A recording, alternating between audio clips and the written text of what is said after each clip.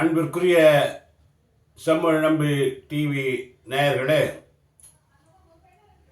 எங்களுடைய செம்மொழி நம்பி டிவி உங்களுக்கு நேரடியாக வருவதற்கு அன்பு கூர்ந்து சப்ஸ்கிரைப் செய்யும்படி அன்போடு கேட்டுக்கொள்கிறோம். அருமை நேயர்களே, கடந்த காலங்களில் நாம் எதிர்பார்த்த எப்போது வரும் என்று எதிர்பார்த்து கொண்டிருந்த தேர்தல் இப்பொழுது வந்துவிட்டது. இந்த தேர்தலிலே நாம் எடுக்க வேண்டிய முக்கிய பங்கு என்னவென்று சொன்னால், கடந்த முறை செய்த தவறை இந்த முறை செய்துவிடக்கூடாது. காரணம், நம்முடைய நாடு ஒரு சுதந்திர நாடு, சுதந்திர இந்தியா, இண்டிபெண்டன்ஸ் இந்தியா என்று சொல்லுவார்கள். அப்படிப்பட்ட சுதந்திர நாடு இன்றைக்கு சர்வாதிகாரத்தை நோக்கி சென்று கொண்டிருக்கிறது. மோடி சர்க்கார் இன்றைக்கு ஒரு திட்டத்தை கொண்டு வருவதற்காக துடிதுடித்துக் கொண்டிருக்கிறார்கள். ஒரே நாடு, ஒரே தேர்தல், ஒரே மொழி, ஒரே கலாச்சாரம் என்ற பாணியிலே அவர்கள் போய்க் கொண்டிருக்கிறார்கள். இந்திய துணைக்கண்டம் பல மொழிகள் பேசுகின்ற மாநிலங்கள் ஒன்றாக சேர்ந்ததுதான் இந்திய துணைக்கண்டம். ஒவ்வொருவருக்கும் ஒரு கலாச்சாரங்கள் இருக்கிறது. அதன்படிதான் அந்த மக்கள் வாழ்ந்து கொண்டிருக்கிறார்கள். எப்படி அவர்களுக்குள் பல கலாச்சாரங்கள், பல கொள்கைகள், பல லட்சியங்கள் இருந்தாலும் எல்லோரும் ஒன்றாக சேர்ந்து இந்தியர்களாக இருக்கிறார்கள். ஆனால் பிஜேபி அரசாங்கம் இதற்கு அவர்கள் கொள்கை ஒத்து வரவில்லை.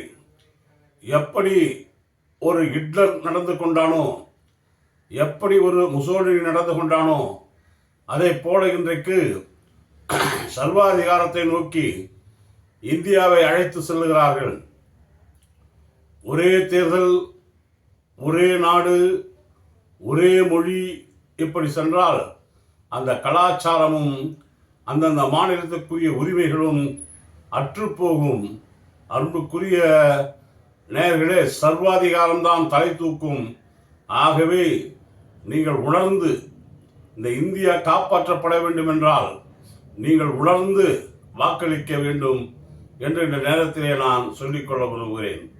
உங்களுடைய ஒவ்வொரு வாக்குகளும் ஒரு கோடி இந்தியருடைய வாக்குகள், பல கோடி இந்தியர்களை காப்பாற்றுகின்ற வாக்குகள் என்பதை நீங்கள் மறந்துவிட வேண்டாம் என்று இந்த நேரத்திலே நான் அன்போடு கேட்டுக்கொள்கிறேன்.